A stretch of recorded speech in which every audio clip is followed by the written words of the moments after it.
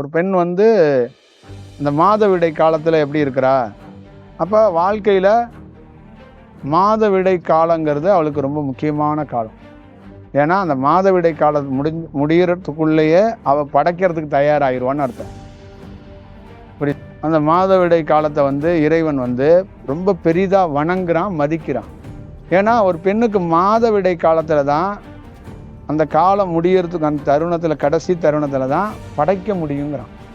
அப்போ மாதவிடை காலத்தை ஞானிகளும் சரி இறைவனும் சரி வணங்குறான்.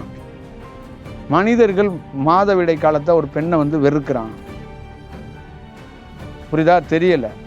அதே மாதிரி ஒரு பெண் ஏஜ் அட்டன் பண்ணுறாள், அதை இறைவன் வணங்குறான், அதை மதிக்கிறான். அதை வந்து எப்படி ஒரு பெண் ஏஜ் அட்டன் பண்ணுறத ஒரு மலர் மலர்வது மாதிரி அதை வந்து மதிக்கிறான்.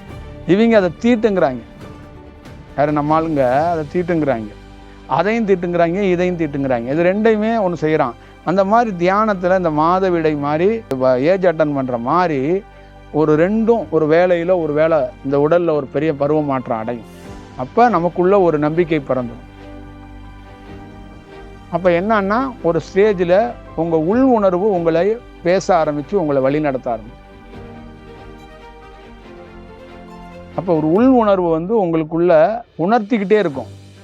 ஒரு ஸ்டேஜில் பேச தொடங்கும், மௌனமாக இருக்கும்.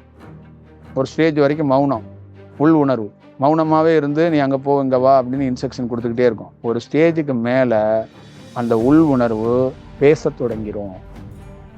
அதுதான் அசிரீதி குரல். அப்போ அந்த குரல் வந்து உனக்கு தெள்ள தெளிவாக பேசும். அந்த குரல் வந்து மனமாக இருக்காது.